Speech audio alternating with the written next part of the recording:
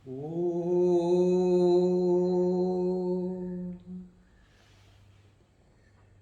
पिछली चर्चा में हमने भगवत गीता का दूसरा अध्याय आरंभ करा था। दूसरे अध्याय के 11वें से 30वें श्लोक तक आत्मा के बारे में, आत्मा अमर है, इसको शस्त्र काट नहीं सकते, आग जला नहीं सकती, पानी गीला नहीं कर सकता, इत्यादि वर्णन था। ये ज्ञान सबसे उच्च होने के कारण हमने ये सोचा था कि ये ज्ञान बाद में लिया जा सकता है, क्योंकि शुरू में ये ज्ञान हमारे लोगों के लिए जिनका ज्ञान कम है, साधना कम है, संभव नहीं है। तो ये सोचा था कि हमारी पूरी गीता करते करते साधना का प्रयास बढ़ जाएगा तो ये ज्ञान हमें अपने आप ही आ जाएगा। हमने चर्चा उसी श्लोक पर के राउंड बाउट इर्द गिर्द रखी थी। मात्रा स्पर्शास्तु कौन्तेय शीतोष्ण सुख दुखदा, कि जब तक ये शरीर है सुख और दुख लगे हुए हैं, रहते ही हैं, इनको हमें बर्दाश्त करना पड़ेगा। हम आत्मा की अमरता से एक स्टेप इस श्लोक में भी नीचे आ गए थे। अब हम एक और पायदान नीचे उतरते हैं। उसमें यह है कि अथ चैनम नित्य जातम नित्यम व मनसे स्मृतम तथापि तम महाबाहो नैवम शोचतुम अर्हसि, कि ये जो जीवन है ये तो जाना ही है।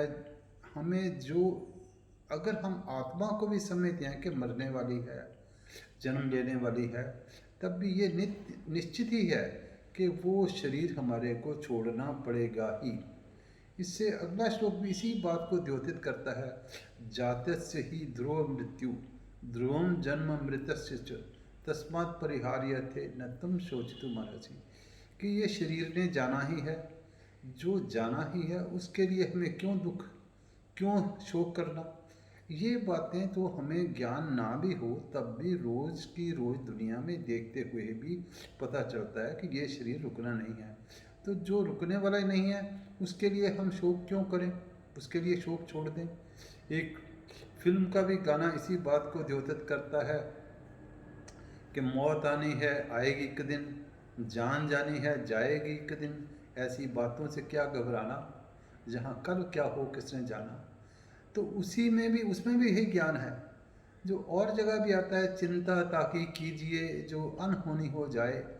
जब ये अनहोनी ही नहीं है, ये होना ही है, हम आत्मा की समझ नहीं है, आत्मा को हम शरीर भी मान रहे हैं, तब भी इस शरीर ने जाना ही है। तो तब हमें इस बात की चिंता करने की कोई आवश्यकता नहीं है। ये चाहे एक पायदान नीचे का ज्ञान है, पर हम इसी से भी आरंभ करें।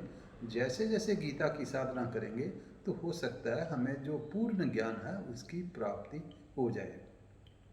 अब हम इसी ज्ञान के साथ इसको भी सांख्य योग का ही, ज्ञान योग का ही हिस्सा करेंगे, जो हम दो पायदान नीचे हैं। इसके साथ रह कर के भी हमको जो हमारा निर्धारित कर्म है वो करना ही है। ये भगवान ने भी बताया है, क्योंकि जब तक हमारा शरीर है कर्म करे के बिना रह नहीं सकते, चाहे हमें ये निश्चित है कि ये शरीर में नहीं रहना। तो हमको कर्म जो करना है, अगर हम इस भावना से कर्म करेंगे कि जो हमारा कर्तव्य कर्म है, जो हमारे वर्ण परिस्थिति के हिसाब से कर्म है, वो हमने बिना किसी फल की इच्छा से सुख दुख में समान रह कर के करना है, तो उस कर्म का, जैसे आजकल कोरोना का इम्यूनिटी वाला इंजेक्शन आ गया है, इसको लगाने से इम्यूनिटी हो जाएगी, ऐसा ही अगर हम समत्व योग से सुख दुख में समान रह कर के कर्म करेंगे तो हम में इम्यूनिटी आ जाएगी। वो कर्म अगर हमसे कभी गलत भी हो गया उसका पाप नहीं लगेगा। अगर कर्म हमारे से अधूरा भी रह गया तो भी उसका पाप भी नहीं लगेगा, क्योंकि हमें समत्व योग में रहने की, सुख दुख में समान रहने की इम्यूनिटी भगवान की तरफ से मिल जाती है। तो हमें निष्काम कर्म ही करना है। निष्काम कर्म में हमें जो वेदों में भी जो ज्ञान दिया हुआ है, वेदों में ज्ञान दिया हुआ है, उसके भी कई भाग हैं। एक भाग में तो ये है कि ये कर्म करेंगे ये फल मिलेगा, इससे हमें को स्वर्गलोक मिलेगा। पर इस भाव को अगर हम छोड़ेंगे नहीं तो हम जन्म मृत्यु के चक्र में पड़े रहेंगे। तो वेदों के इस भाव के आगे जाकर के जो भाव है कि जो हमको निर्धारित कर्म है वो करना है, हमने भगवान से योग और क्षेम की भी इच्छा नहीं करनी। योग का मतलब कि जो हम सोचते हैं हमें ये चीज़ नहीं है मिल जाए वो, क्षेम जो हमारे को भगवान ने दिया है वो रहे, ये भी हमने इसकी भी चिंता ना करके ही कर्म करना है। क्यों कि भगवान ने इसके बारे में स्वयं गारंटी दे दी है कि हम भगवान की जो चिंता करेगा, जो भगवान का ध्यान करेगा, उसको ये चीज़ें मिलेंगी ही मिलेंगी। 9वें अध्याय के 22वें श्लोक में आता है, अनन्या चिंतयन्तो माम ये जना पर्युपास्ते तेषाम नित्यभियुक्ता नाम योग क्षेम भयावहम। तो मैं योग क्षेम उसका वहाब हम मैं करता हूँ जो मेरे को सदा स्मरण करता रहता है। तो ऐसे ही अगर हम कर्म इस तरीके से करते रहेंगे तो हमें योग क्षेम की भी भगवान से इच्छा करनी नहीं है। भगवान अपने आप जो हमको आवश्यक है वो दे देगा, जो हमारे पास रखना है वो भगवान जो हमारे पास रखना रहेगा। तो ये जो करने के उपरांत हमको हमें जब इम्यूनिटी आ जाएगी तो हमें कर्मों में योगस्था कुरु कर्माणि संगम त्यक्त्वा धनंजय सिद्ध सिद्ध्यो समभूत्वा समत्वम योग उच्यते। हमें सिद्धि सिद्धि में सम रह कर के ही कर्म करते जाना है। अगर हम कर्म के फल की इच्छा से करते हैं तो भगवान ने गीता के इसी अध्याय के 49वें श्लोक में कहा है कि वो तो बिल्कुल क्षुद्र हैं, उन पे तो मेरे को तरस आता है। जो कर्म वही है पर छोटे से फल की इच्छा के लिए अपने जीवन को बर्बाद कर रहे हैं, वो छोटा सा क्षुद्र कर्म लेके उसके पीछे पड़े हुए हैं। अगर हम ये क्षुद्रता, ये फल की इच्छा छोड़ दें तो इसी को भगवान ने 50वें श्लोक में ये कहा है कि योगा कर्मसु कौशलम, योग के द्वारा कर्म किया हुआ ऐसा कर्म ही कुशलता को प्राप्त होता है। तो इसके आगे जब भगवान ने ये भी बताया है कि अगर हम कर्मों में ये छोड़ दें, मोह को छोड़ दें, कर्मों में मूढ़ता को छोड़ दें, जो हमने फल आदि प्राप्त करने वाले जो पढ़ रखा है सुन रखा है उनको भी छोड़ करके अगर हम कर्म करते जाएं तो हमारी स्थिति परमात्मा के साथ मिल जाएगी, हम समाधा स्थित हो जाएंगे।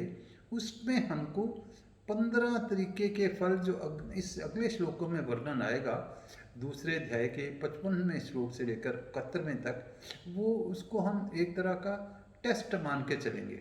वो परफेक्ट पुरुष की स्थिति है कि जो ज्ञान प्राप्ति का पुरुष हो गया स्थिति है हमारे लिए।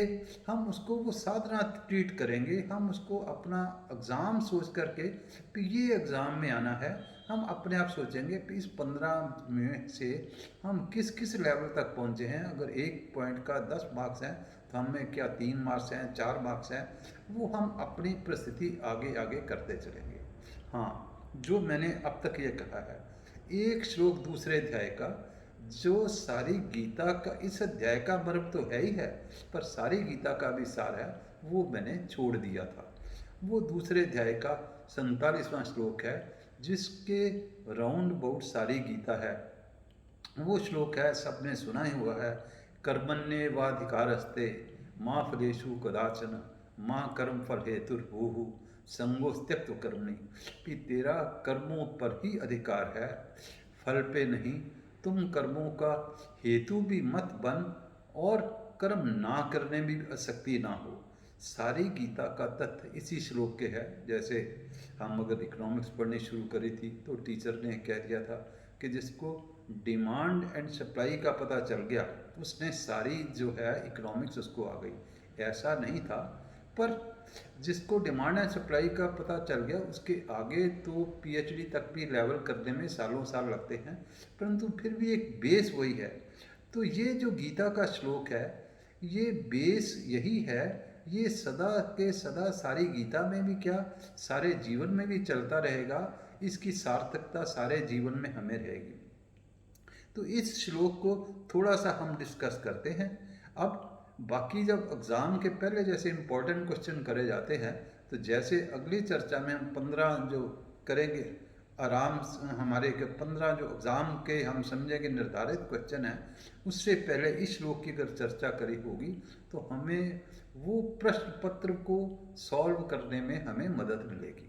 क्योंकि आजकल भी जैसे कोई एग्ज़ाम होता है तो चाहे बुक्स रख के भी कर लिया जाए, तो भी अगर गीता को भी हमें धारण करना है तो गीता सामने रख के भी अगर हमको कर लिया जाए तो कोई हर्ज नहीं है।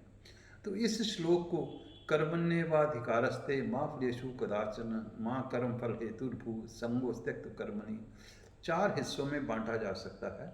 पहले भी कर्म करने में तेरा अधिकार है। कर्म करने में सिर्फ मनुष्य का अधिकार ही है, और योनियाँ जो भी हैं, पशु पक्षी हैं, देवी देवता हैं, उनका कर्म करने में अधिकार नहीं है। उनका जो कर्म कर रहे हुए हैं उसके हिसाब से फल भोगने में अधिकार है। नीच योनियों वालों को अगर दुख का अधिकार है तो ऊपर वाली योनि वालों को, देवी देवता वालों को सुख भोगने का अधिकार है। हाँ, वो हम लोगों को प्रदान वस्तुएं करते हैं, पर वो अपना नया कर्म नहीं कर सकते, वो अपने जीवन को और सुधार नहीं सकते। अपना उनका वो जो कर्म फल भोगने के बाद उनको दोबारा इस जीवन में आना पड़ेगा। पर मनुष्य मात्र के पास दोनों साधन हैं। प्रारब्ध के हिसाब से हमको परिस्थिति भी मिली है और कर्म करने का भी हमको अधिकार है। हम कर्म करके कर्म को कर्म योग में कन्वर्ट करके ऊपर भी जा सकते हैं, हम नीचे भी जा सकते हैं। तो इस श्लोक से हमारी स्थिति जो है बाकी सब लोगों से हमारी स्थिति बढ़िया है। पशु पंक्षियों से, देवी देवताओं से हमारी स्थिति बढ़िया है। हमें पुरुषार्थ करना है कर्म के लिए, और उससे हम अपनी स्थिति को सुधार करके ऊपर जा सकते हैं, ब्रह्म लोक तक जा सकते हैं, उससे परे भी जा सकते हैं। माँ फलेषु कदाचन, तो फल का हेतु भी ना बन, फल की इच्छा भी ना कर। कोई फल की अगर इच्छा करेंगे जैसे हमने करा, वो तो बिल्कुल क्षुद्र हैं। जो फल की इच्छा कर रहा है वो छोटे से फल की इच्छा से वो कर्म से मुक्ति नहीं होगी। फल का हेतु भी मत बन। जो हमको, जो हमारी ड्यूटी कर्तव्य हमको निर्धारित है वो हम करना है। फल का हेतु अर्थात कि मैंने उसको काम कर दिया, वो मेरे कारण उसकी ये प्रमोशन हो गई, उसकी प्रोग्रेस हो गई, ये फल का हेतु बनना है। ये तो समष्टि की जो रचना करी हुई है जिसने, जिस वही वो उसका कर रहा है, हम उसमें सिर्फ जो है निमित्त मात्र हैं। गीता के 11वें अध्याय में भगवान ने अर्जुन को यही कहा कि तुम तस्मात् उत्तिष्ठ कौन्तेय युद्धाय कृत निश्चय, इसलिए तू उठ और युद्ध कर। ये जो लोग हैं ये मेरे द्वारा मारे गए हुए हैं, ये तुम इसमें निमित्त मात्र ही बनना है। तो ये हमको निमित्त मात्र जो बनने के लिए ही हमको कर्म करने हैं, हम फल का हेतु नहीं बनना। दूसरा हमने जो है कि कर्म करे बिना भी नहीं रहना। इसी श्लोक में है कर्म करे बिना भी रहना। कर्म नहीं करेंगे आलस आ जाएगा, हमारा शरीर भी ठीक नहीं रहेगा।